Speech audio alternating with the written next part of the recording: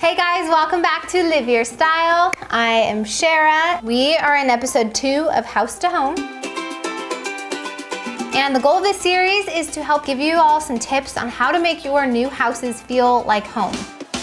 And today's video is all about selecting artwork. I went through this kind of an intense process of figuring out what artwork I wanted where and what I want it to look like and the size and how the layout would be. And as I was kind of creating my own process with Tyler, I kind of stopped and thought, I wonder if people would want to see this, if they would want some help in how to navigate this process. So I thought I'd make a video about it. All of the artwork that I have been looking at for our house has been through minted.com. You guys know I love Minted. I've literally been using Minted artwork since my very first apartment. I honestly just love the different matting options. You have a nice mat, but then you also have the option to get floating. I also use them for our wedding. I feel like they've kind of gone with us throughout our family growth, which is kind of cute. They've done our Christmas cards and they just have a bunch of really great products that I love. I'll try to link it below and you guys can check out their website. So the best thing about art is it really helps bring your whole house together and it sets the tone for your color palette. As you guys know, if you watch any of my videos or my mom's videos, we always encourage you guys to start with your artwork when you go to decorating a space, not your paint color, because once you find a piece of art you love, there's like a billion shades of every single color out there that you can color match to your art if you do want to paint your space. It also makes your home feel cozy and like it's your personal space. It reflects your personal style. It really makes the 4 blank walls of a new house feel like your home when you have your own self kind of reflected up there through art. So if you guys have not yet hit that subscribe button, you are going to want to do so because we have so many great videos coming out in this series. And give this video a thumbs up. Oh, and the question of the day, what is your favorite art piece and where is it from? Leave it in the comments below. Okay, let's get started.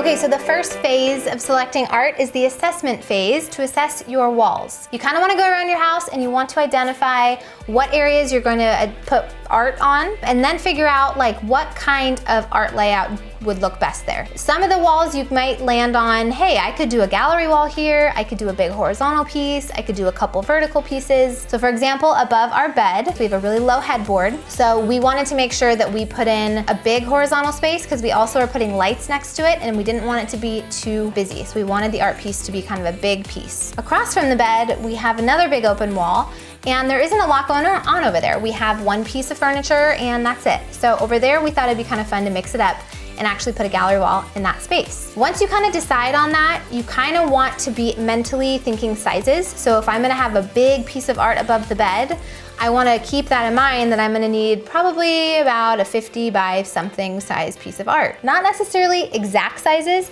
just like a generic, hey, I want a really big piece there and some smaller pieces there.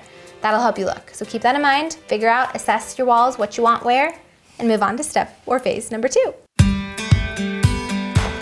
Phase 2 is all about selections. You want to go in and you want to save your favorites. Like I said, I went to minted.com to look for our artwork and Tyler and I both picked out things we liked. We hearted some of the things that were his favorites. We hearted some of the things that were my favorites. We hearted things that we both really liked. You can refine your search by size, you can refine your search by style or even color palette. For me, I didn't want to necessarily select the type of artwork because I'm not an art connoisseur. I knew there were a couple walls that I needed a big piece of art and so I had selected the size component. That way I didn't fall in love with something that was amazing that only came in a 25 by 18. Actually, that did happen and then I had to go back and undo it and then search by size. So just start there. That way you don't have to go through the heartbreak of not being able to get the thing you want in a really, really big print. Then you move on to step 3 within phase 2. Is this getting confusing? Don't worry. I will lead you to the success at the end where it'll all make sense. And also the text that I'm gonna put on this video will probably help identify what's what. Look like you're going on Minted.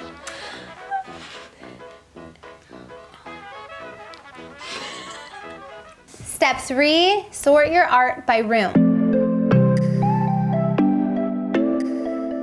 So once you've selected all of your hearted saved favorites, You wanna send those top selections to your phone and then go into each room. You're gonna swipe through each and every photo in that room. Couple things to note, make sure you are standing in the room when it has pretty decent light. That way you get a true picture of what the art would look like in the room. Swipe through the art and allow yourself to go, okay, I really like you could have 10 photos in this, like all of the 10 that you like, and you could like 5 of them out of the 10 for your bedroom. You could then like 9 of them out of the 10 for your living room, and there's an overlap there of what could go in the bedroom or what could go in the living room. But don't worry about that at this point. You just wanna go through each room, save it to a folder that's named after that room. That way you can categorize in each room all the different options of the photo prints or the artwork pieces that you liked. One thing to note, I would never recommend you put the same piece of art in 2 separate rooms. However, in this phase, when you're still in like the brainstorming part, it's totally okay to identify the same piece of art in several different rooms, because eventually you will narrow it down and pick 1 piece of art per room. Hope that makes sense. Number 4, you're gonna print out 1 copy of each of the prints that you love. So let's say you liked print A for 3 different rooms. Don't print it out 3 different times, print it out 1 time. Then when it comes out of the printer, you're gonna flip it over and you're gonna write on the back of that all the different sizes that piece of art comes in. You're gonna write down all the rooms that you thought it would look good in. So you'll write down bedroom, you'll write down living room, and you'll write down hallway, for example. And you do that for each of the photos that are in your favorites file. Number 5, then you're going to grab your significant other or your roommate or just yourself, and you are going to take each of those pieces of paper, organize them by room. So let's say you start with your bedroom, and one by one, you're going to tape that piece of paper up on the wall where you want the art piece to go. Stand back with your significant other or roommate or whoever, dog, baby, doesn't matter. Do you like it? Does it go well? Is it a total absolute no now that you see it up on the wall, or is it actually a maybe and you kind of really like it? Take off the ones that are very obviously a no and cross those ones out on the back where you had all the rooms listed out. That way you remember what's what. It can get confusing if you don't do that. Put it in a pile to go to the next room and then go back to what you have, kind of what your final favorites are. You may even land on your actual favorite in the moment, or you may have 2 or 3 that you still have to decide on. Take a photo with your phone, save that. That way you can go back and look at it. Then take all of those art prints off the wall, put them in the next pile of where they should go, then go to that room and do the same exact thing. You wanna repeat that process in every room that you're selecting art for, and then you'll land at step number 6, which basically just means leave it on the wall for max of 5 days.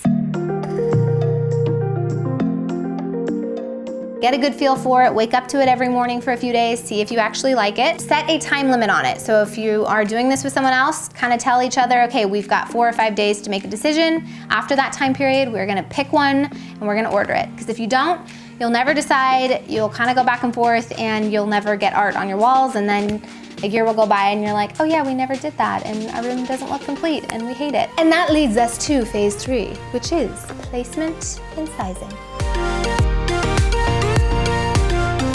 Okay, so the most important thing within phase 3 when you're trying to determine placement and sizing and figuring out how to hang this stuff is you want to try to find a household item that is similar in size to what you are purchasing in your artwork. You could use a bath towel, you could use a piece of cardboard, you could use a book like the cover, outside cover. What do they call those, sleeves? For me, we had a bunch of packing supplies around, so we had this like furniture wrap that was kind of clear, translucent. We decided to use that and cut out the exact size measurements. Also, when you guys are looking to get bigger pieces of art, you wanna know, is this piece of art gonna fill that space? Is it gonna feel too big and crowded? In fact, I think Minted actually has a way for you guys to drag and drop your art pieces onto a wall to kind of see what it looks like together. However, if you wanna do it to scale, you want to see it in real life, is really going to help you visualize, okay, could I see myself putting that big of a print, excuse me. It allows you to visualize if that print is something you can actually put on your wall in that size, if it's actually gonna look good, or if it's gonna be too overwhelming. All of those clarifying decisions and confidence that you'll gain from having it life size on your wall is gonna really allow you to be super excited about purchasing those pieces and not be fearful that it's gonna come in wrong or not look right. Now, when it comes to gallery walls, you guys want to cut out pieces of whatever you have. For us, like I said, it was that clear furniture wrap. We wanted it to stand out off the wall since it is kind of like a white, clear, translucent color. We put a border of blue tape around it. It also allows you to get custom with moving them around. So once you have your little like life-size cutouts, you can tape them up on the wall and you can actually tape the actual photo to your cutout and kind of play with them as far as like angles or sizes or placement, and it really helped. So hopefully that'll help you guys.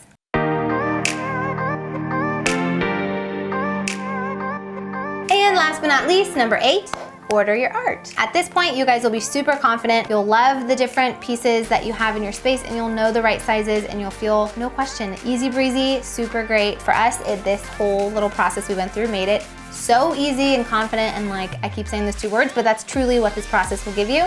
Ease and confidence. Let me know if you guys do and if it helps, and send me pictures because I'd love to see it. Thank you guys so much for watching. I hope you guys learned lots and enjoyed watching some tips on how to decorate those walls and get them beautiful with lots of pretty art. Make sure you hit the subscribe button if you're not. Join the fam. I will see you guys next time with another House to Home episode. Bye-bye. We never said follow on Instagram.